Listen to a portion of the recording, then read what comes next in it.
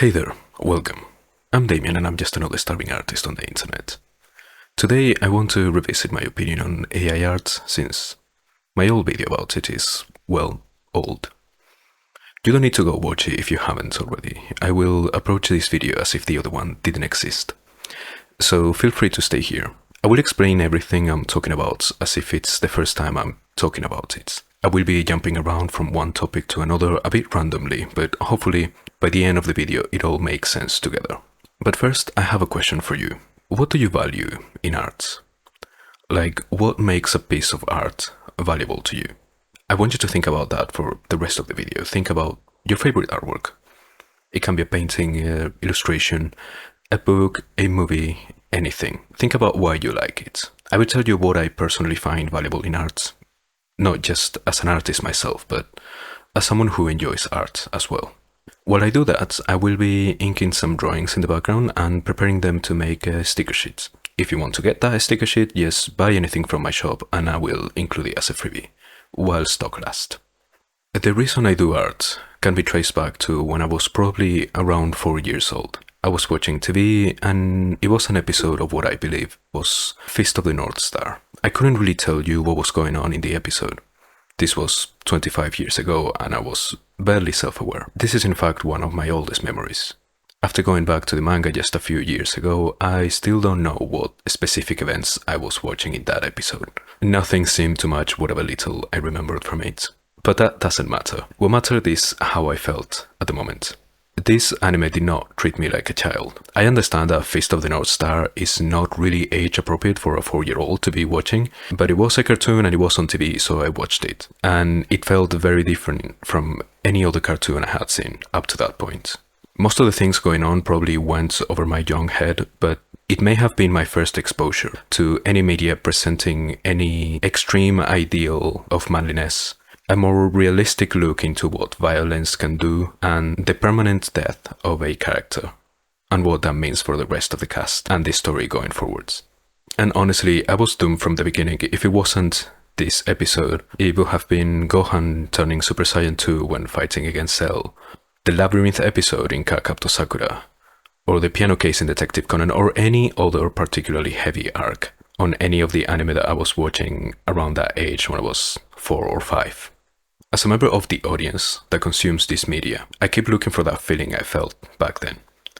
That feeling that 4 years old me felt when confronted with ideas that challenged the limits of what I could think and what I could feel. That showed me potential that made me uncomfortable in a good way.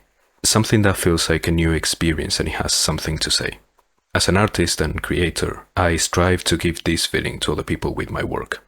The reason I make art is not for money or fame. Although, of course, making enough money to live comfortably so I can make more art would be really nice as well, but that's not my main point regardless. The most recent AI art drama I can think of is the whole thing with GPT-4 making images in the style of Studio Ghibli, where AI defenders claiming that it's over for artists and artists collectively quoting Hayao Miyazaki when he said on Japanese TV that this technology is an insult to life itself. I would like you to find the entire clip from that TV show and watch it critically, because Miyazaki is not criticizing the technology itself, but rather what the results of a very, very early test of AI animation look, and how it reminded him of his disabled neighbor.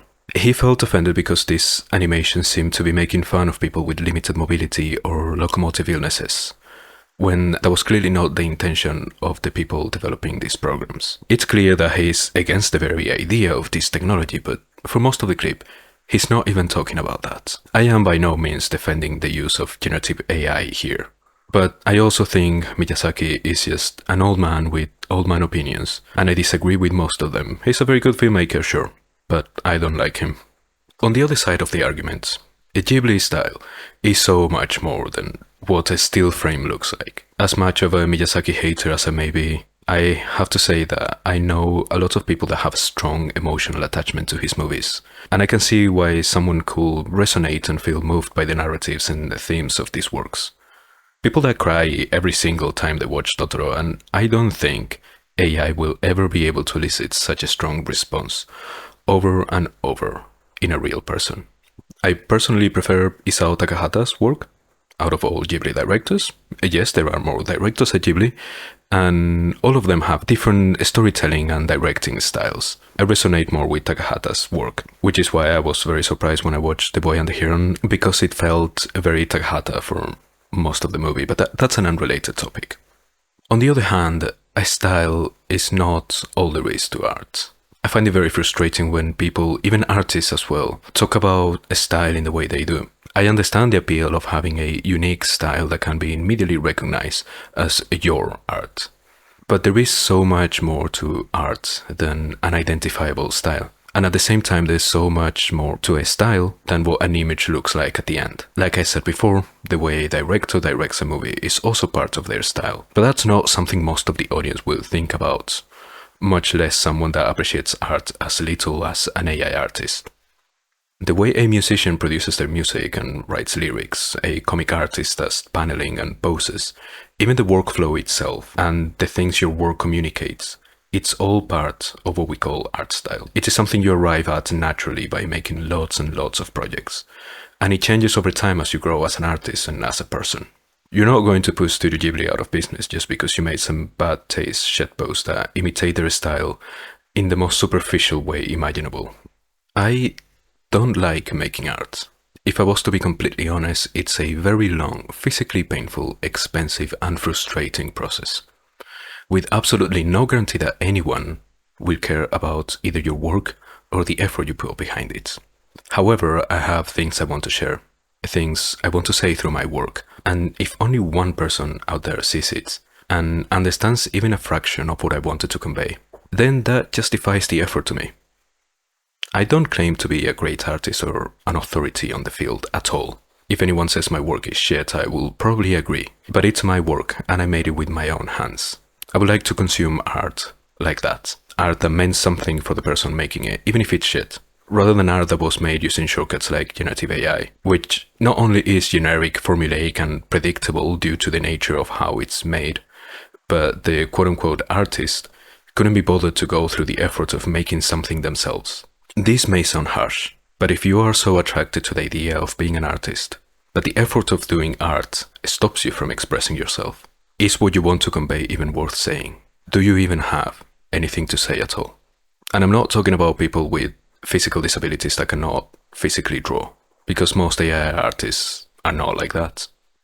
Art, or rather artistic products, have become a commodity. And there have always been people driven entirely by profit. Those kinds of people are usually the antithesis to an artist.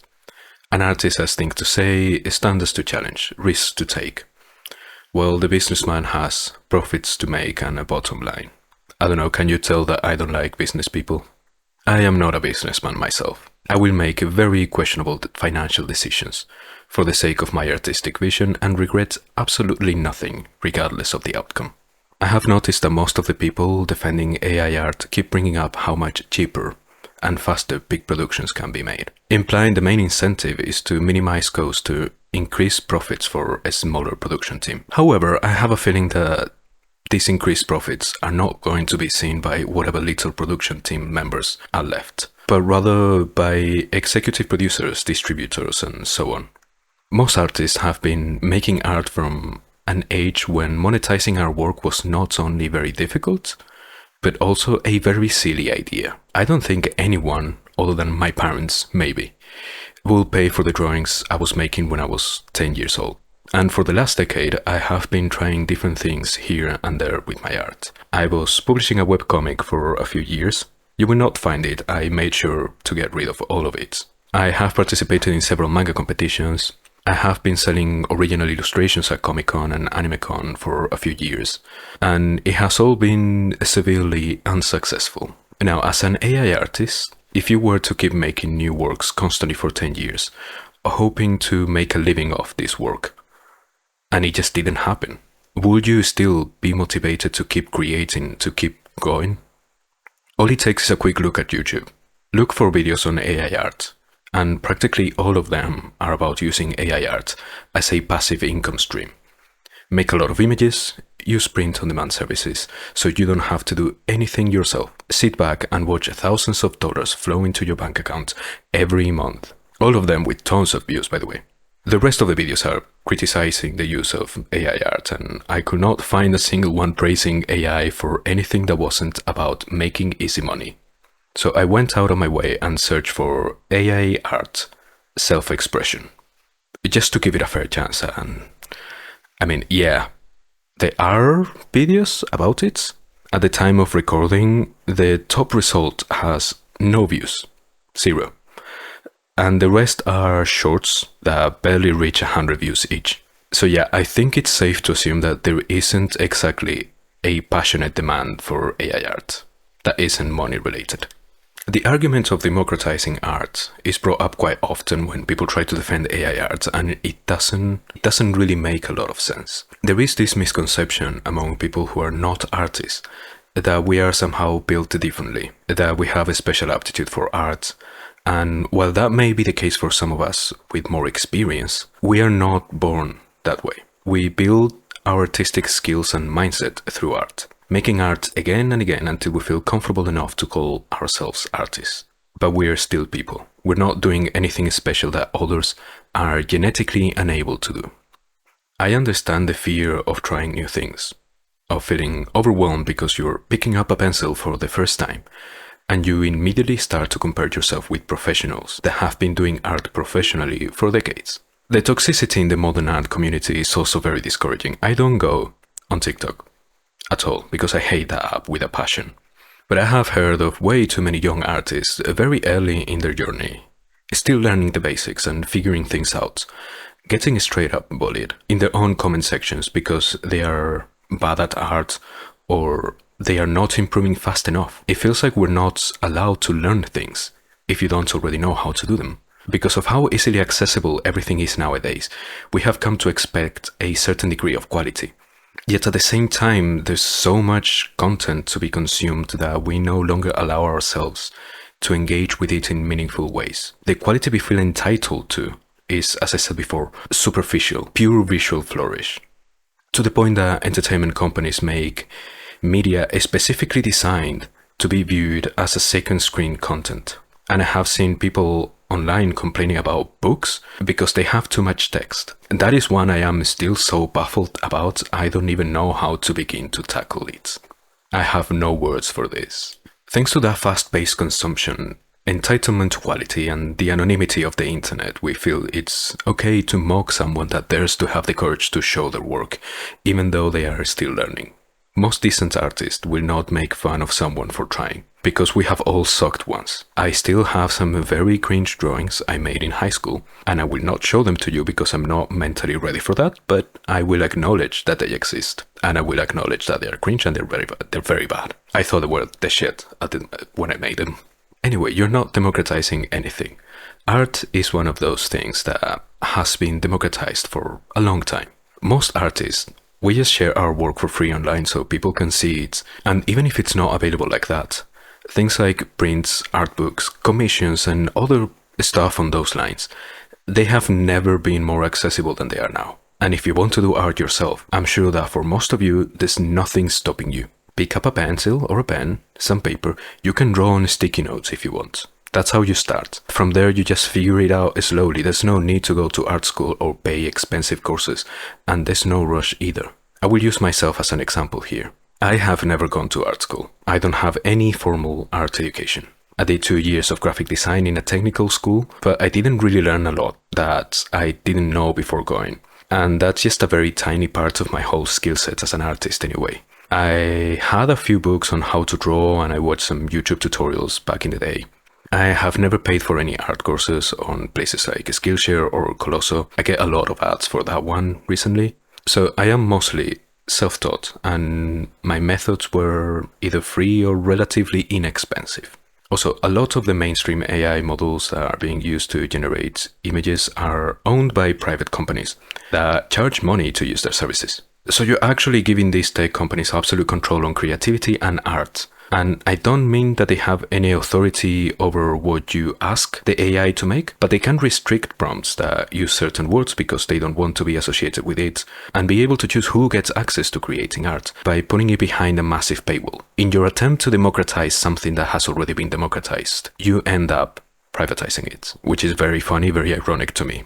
Going back to the topic of being successful as an artist, a lot of people seem to have this notion that being an artist is a very profitable job because we sell silly paintings and bananas taped to walls for hundreds of thousands of dollars. And in reality, most of us, 99.9% of us, are not doing that. Professional artists are working in cartoons, in video games, in movies, comics, and so on. They go largely unrecognized by the general public. And even most artists don't sit down to watch the credits on an animated show to see who animated that really cool scene they just watched. Even more unrecognized than that, the artists that design book covers, packaging for products, promotional material for big companies, ad campaigns, and things like that.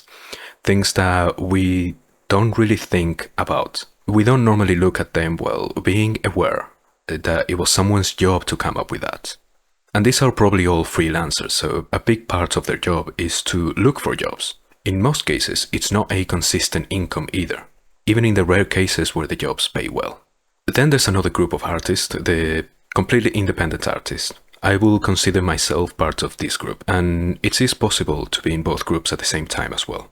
We try to self-publish our work and sell it in whatever way we can, be it online shops, Comic-Con, art shows and such. This is mostly about illustration and printed media, in my case. For things like movies or music, it will not be the same, but I can't imagine it's that different. We produce our work, which takes time, and it can take money depending on the tools we're using. And then we have it manufactured. Printing things is not exactly cheap, and we can be quite very critical about the quality of the final products. So we look for better paper quality and better finishes because we value the experience that we are selling. Having your own table at a Comic-Con is also a massive expense that is only getting more and more expensive every year.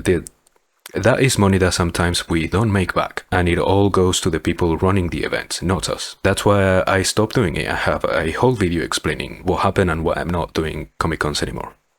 I do understand where the whole misunderstanding of what an artist does come from. After all, we have been historically and paradoxically put on a pedestal and also demonized by political forces. Warning, I am about to get a little political. But this is as political as I will get on this channel, and it's got more to do with history than my political opinions. Every new social movement is often accompanied by its very own artistic movement.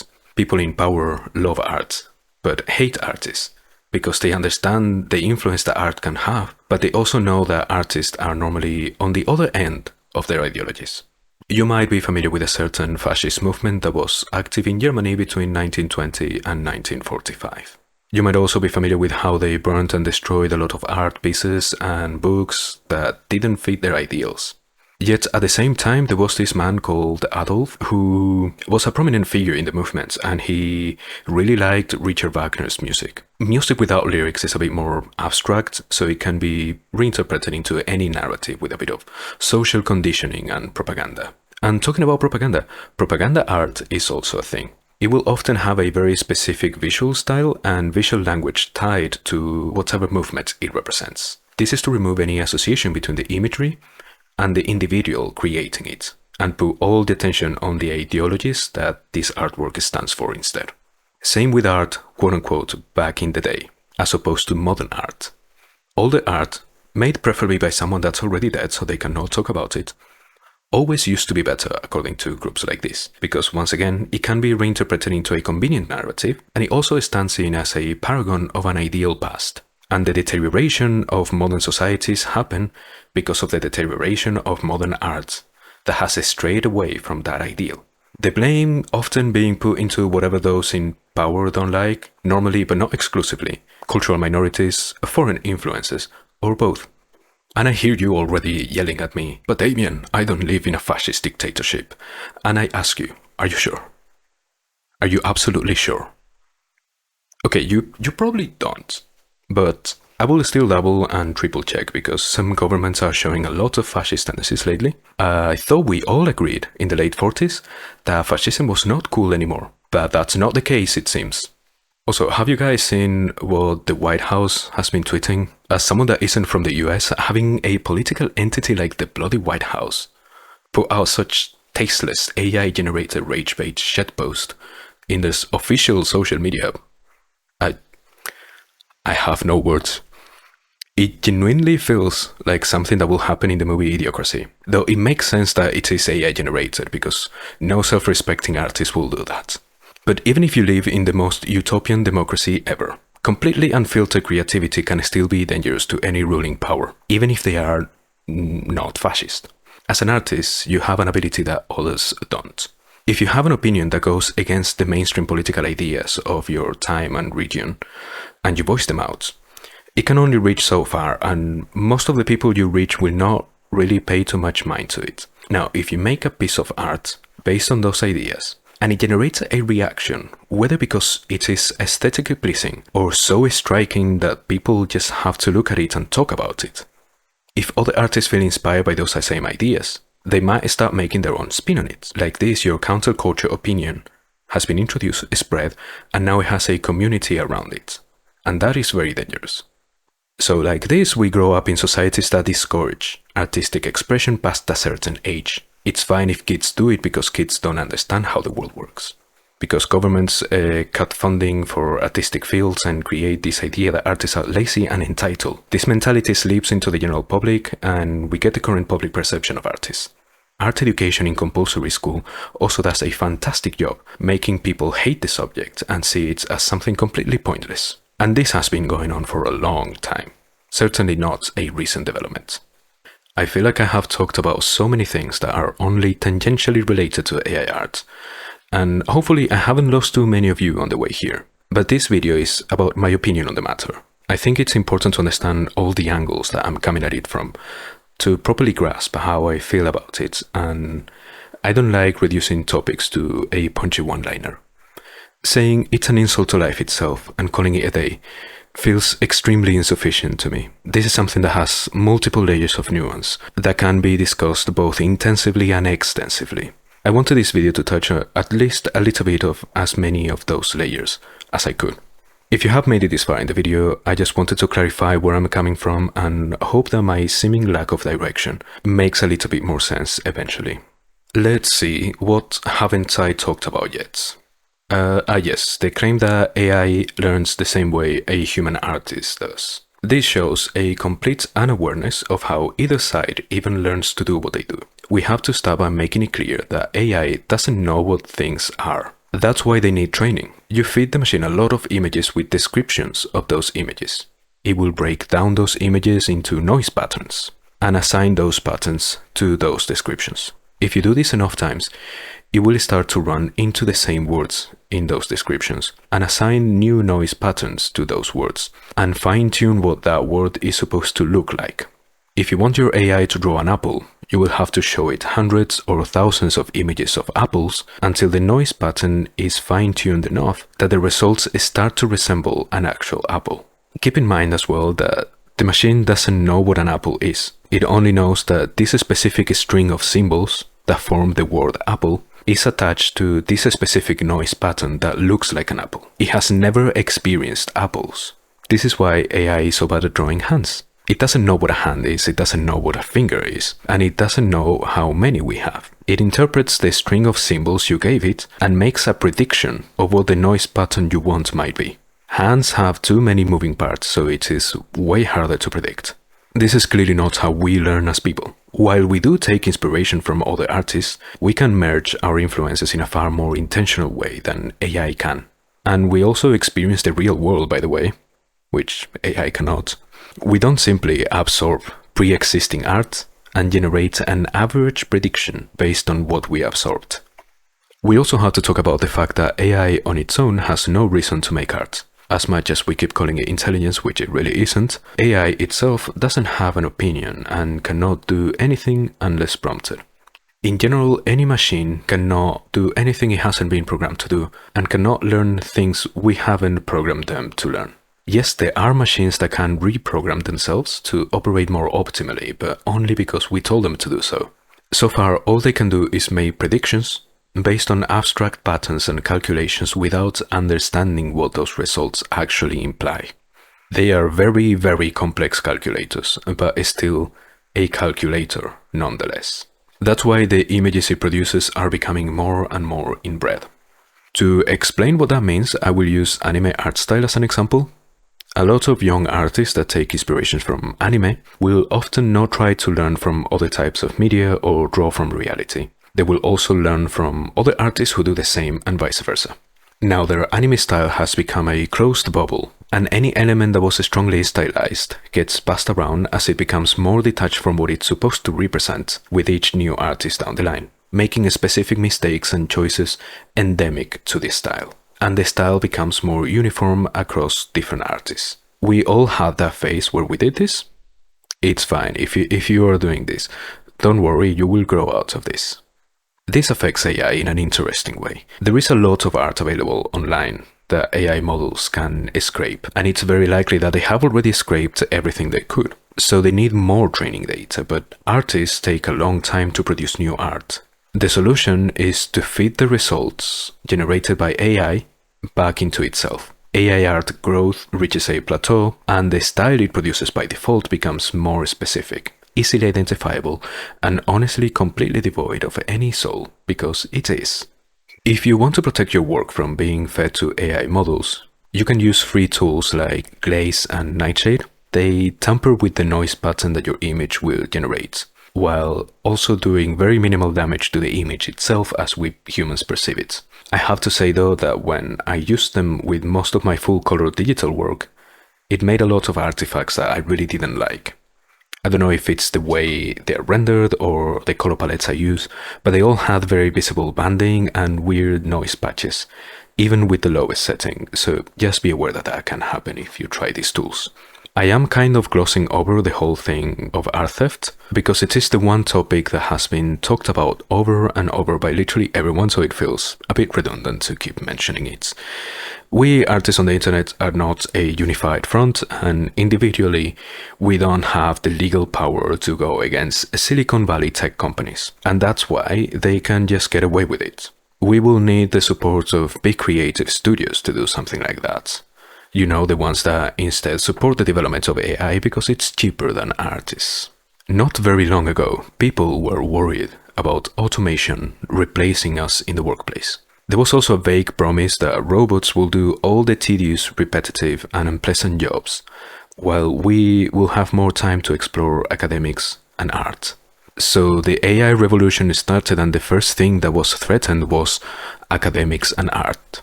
I work as a warehouse admin, and it's alright. My previous job though, I used to work at a sausage factory. That's not a euphemism for anything weird, it's quite literally a factory where sausages were made. I know it's funny. It's a great conversation started. Most of the time, my job will involve grabbing sausages from. I'm sorry, I can't say all this with a straight face. It is funny. Most of the time, my job would involve grabbing sausages from a table and lining them up on a conveyor belt towards the oven. Other times, watching sausages fall into a bag until the bag is full, and then replace the bag. If you think that sounds like borderline torture, although it's funny, me too. This was about 5 years ago. I haven't been in that place for 5 years, and I still have the muscle memory. Oh yeah, I forgot to mention that I was working night shifts as well. Not sometimes, this was always permanently night shift, it sucks. Company owners see workers as assets, no different from the machinery that they operate. Unqualified jobs like putting sausages on a belt are everywhere. And replacing everyone in those positions with expensive machines is, well, incredibly expensive. In fact, more expensive than keeping things the way they are. Paying minimum wage to people that can be easily replaced if they underperform.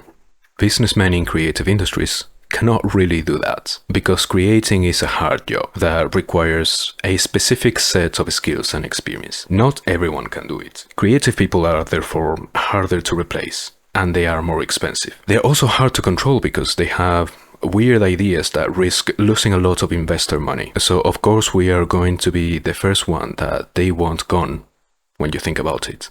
We are a massive pain in the ass to work with while trying to maximize profits, and the general public already sees us as lazy and entitled anyway, like I said before, so there's not a lot of pushback in that area. And don't even get me started with what's going on in academia. We are delegating thinking and creativity to machines, qualities that we shouldn't entrust something else to do for us. Meanwhile, we're still doing mind-numbing jobs, more fit for a machine than a human. We got everything backwards. I think that AI has a place as a useful technology, but it's not here. This is the one thing that actually makes me really angry and sad. It's not the theft. It's not that AI is taking our jobs. I would never want to work for someone that thinks a machine can make more meaningful art than I do anyways. It is the fact that we're letting algorithms think and make decisions for us. We have given tech billionaires control over our opinions and our preferences. They have unrestricted access to our minds, and they're filling it with uninspired slop. Thinking is too hard, so we stop doing it, and some of us are apparently okay with that. And I understand it's convenient, it's easy. But because of that, nothing has value anymore. We're losing ourselves. Art is hard, frustrating, and I honestly hate doing it. And yet I will not have it any other way. If given the choice, I will still choose to be an artist every time. Every time, 100% of the time. They can take my job, but no one will ever take art from me. Okay, we got a bit intense there. To bring back the vibes, do you remember when I told you to, at the start of the video, to think about your favorite artworks? Let me know in the comments what they are and how you feel about them. I'll tell you some of mine as well. This is a bit of an unscripted epilogue, by the way. My favorite manga is Blame by Nihetsutomu. And it's very fitting to the topic of AI, because in this manga there are AI robots known as builders that keep on expanding this thing called the megastructure. And they went out of control a long time ago, so they keep on building without any purpose or regard for humans. The main character has the mission to find any human with the right genetic sequence to command the builders to stop. I don't know if anyone else will see how it's related. And I like stories where the audience is not explained a lot of things, because they are superfluous to the story in a way. I like it when a story has a lot of lore, and I don't mind if this lore is only implied and you have to come to your own conclusions about it. That's the kind of things I like thinking about. Blame is like that, and my favorite movie also has a very similar vibe, but it's at the same time completely different. The conflict is far more intimate and abstract. Angel's Egg imagines a surreal alternative world that takes place after the great flood from the myth of Noah. The dove never came back, and land was never found. It explores faith and its consequences in a very philosophical way, while having almost no dialogue the entire movie. It's really good. That's the kind of shit I vibe with. Some of my favorite video games also do this, things like the Nier series, including Nier Reincarnation. I was not a fan of the gameplay or how much grinding you have to do at all. I did not like that part, but I really like the way the stories were being told. There's also Hollow Knight, and more recently Elden Ring. Yes, I know. You can go ahead and call me a pretentious hipster now. I'll take it. Especially after my next recommendation. Some other favorites of mine are the anime film Millennium Actress by Satoshi Kon. Also French animated film The Illusionist, L'Illusionniste. And my favorite book, The Little Prince, also French, Le Petit Prince. These are all in some way about artists, their relationship with arts, and how that affects the way that they see the world and the way they choose to live. Let me warn you though, that if you decide to watch The Illusionist, There are a couple of scenes that are very dark, in a way that's a bit too real. Even more so when you think about the fact that this is animated and someone had to sit down to draw it. I don't think it would have had the same effect if it was live action, as animation is a far more involved and intentional process.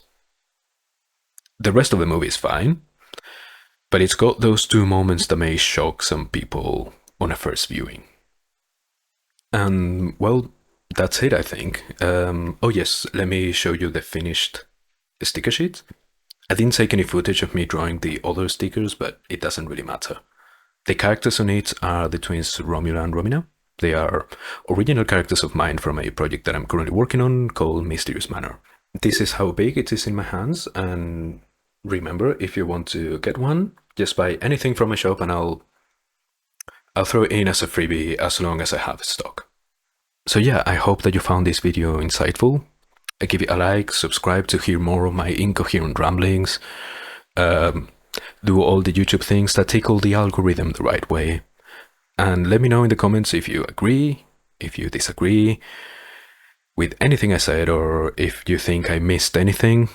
Actually, I'm going to do that weird YouTuber thing.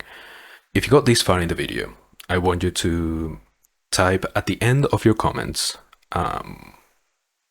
twins. Type the word twins at the end of your comments. That way, I know you go all the way here. There's going to be a link in the description that will take you to all my social media links, my Patreon, my shop, so have fun in there. Keep drawing, keep getting better, and I will see you next time.